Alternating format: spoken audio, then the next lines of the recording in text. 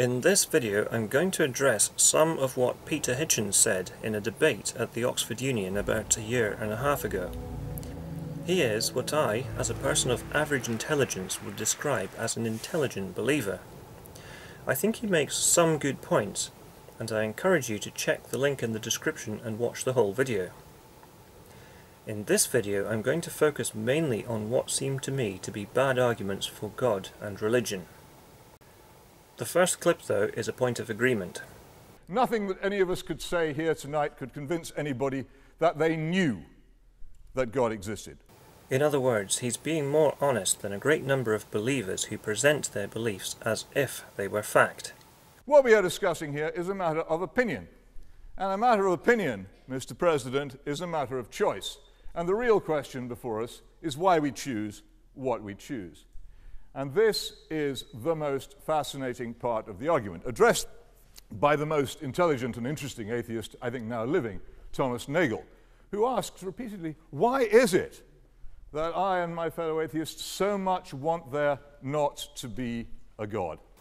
Most atheists I know don't have a strong opinion on this. They'd rather know whether the God hypothesis has any truth to it or not, regardless of personal wishes. Why is it, ladies and gentlemen, they so much want there not to be a God? Why would you want there not to be a God? Why would you want to live in a purposeless chaos in which none of your actions had any significance, in which there was no hope of justice, in which the lives of all those whom you loved ended abruptly at death and had no further significance? Why would you want, desire, actively wish to live in a universe as disgusting as that? First of all, I don't think the universe is disgusting. Mr. Hitchens seems to be under the impression that a human lifetime is an insignificant period of time, and that the consequences of one's actions, according to his understanding of what atheists must think, end at death. As if it's only possible to care about the future well-being of our children, grandchildren, and the continuation of life if we hold to the God belief. This doesn't make sense to me. I do care about the well-being of others, and I'd like to leave this world in a better state than I found it, if at all possible. I don't need a God to bring out the altruism in me. You'd have to have a very good reason. And I think these gentlemen do have a very good reason, and it's what they never ever wish to discuss. They don't want justice. They do want the dead to be dead. They do want the universe to be purposeless. They do not want their own individual actions to have any other significance than their immediate effect. It seems to me that he's confusing atheists with sociopaths. You will have to discuss with them why they should be so keen on that proposition. But from our side of the argument, what we say is that if we desire justice for ourselves, we also desire it for other people. And likewise, if we desire it for other people, we require it for ourselves and we bring it upon ourselves. And on the basis of that, we construct, with some difficulty, with a certain amount of historical knowledge, in the case of some of us with an enormous amount of scientific knowledge of the universe, we construct a belief which helps us to discover, insofar as it is possible, what it is we ought to do and how it is we ought to live, in the belief that there is justice, that there is hope, that death is not the end, that our actions have a significance beyond what we immediately do. Apart from the afterlife hypothesis, I agree with most of that. I don't need any of the supernatural religious stuff to reach a similar conclusion. That really is what we are discussing. Do you want it or do you not want it? If you don't want it, then you can simply turn with raillery and badinage and mock the beliefs of others. To me, it's not a question of mocking per se, but one of figuring out the difference between true and false beliefs. Either there is a God or there isn't. Maybe there are a multitude of gods. The problem with these ideas, as I've addressed in other videos, is that gods are not clearly defined, and those who believe in them seldom agree with each other. I don't care to do that. I think atheists have a serious point of view. I understand why they seem so anxious to press it upon you. And I know, thanks to the general destruction and retreat of institutional Christianity in our society, that many, many people growing up feel under a great deal of conformist pressure because it is very fashionable to follow atheism at the moment. And I also know that a number of people who are in the end servants of power are quite anxious to dispel from our society the enormous force of restraint upon power which Christian belief provides. What? You mean like George W. Bush and the restraint he exercised? As for atheism being fashionable, I'm sure that applies to some, particularly those who don't have much time to think about their apathy towards organized religion.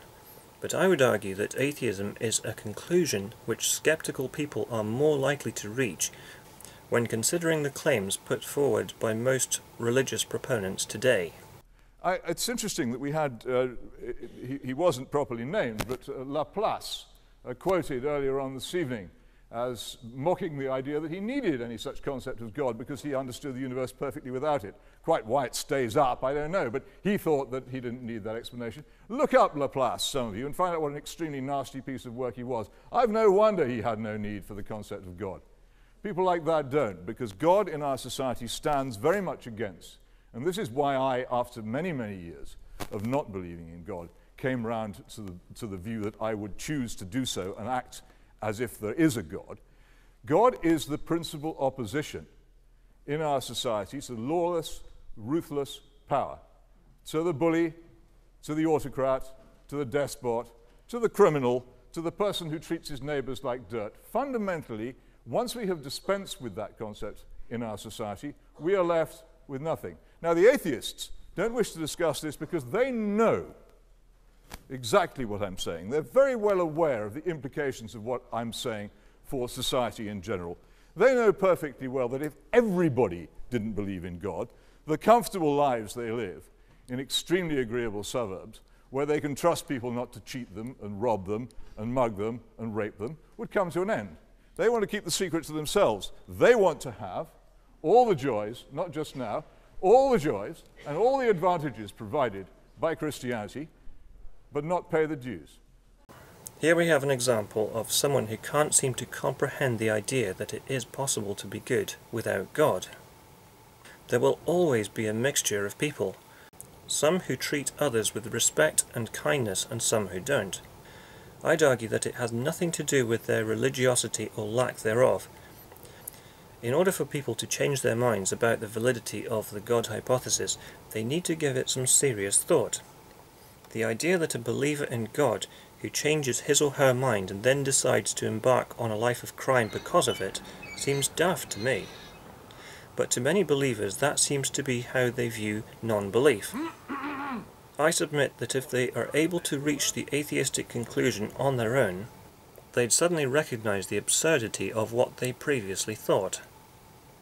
No, not just now, because I'm just finishing. I normally do, but this evening I've decided not to. I've decided just to give them a Christian kicking. And that is why, when you challenge the atheist side on this very point, they run from it, refusing to discuss it. That is why nobody ever answers Thomas Nagel's question, why is it that they so much want there not to be a God? Well, I'll tell you exactly why. It's for precisely the same reasons as I very much want there to be one. Vote for the motion, please. So, to conclude, I don't think wanting there to be a God or not is particularly relevant. I certainly wouldn't want to find out that the genocidal God of the Old Testament was real, but my understanding of reality has led me to the conclusion that Yahweh, as described in those books, is an impossibility anyway. The truth of reality is not a matter of choice. It is what it is. Part of the fun of life is trying to figure out what's going on and how it all fits together. We don't all need religion or a magic man in the sky threatening us with unspeakable punishment for not following a strict set of rules in order to behave ourselves and be nice to each other. We're not all trying to shirk responsibility and the consequences of our actions. I wish more believers could understand this.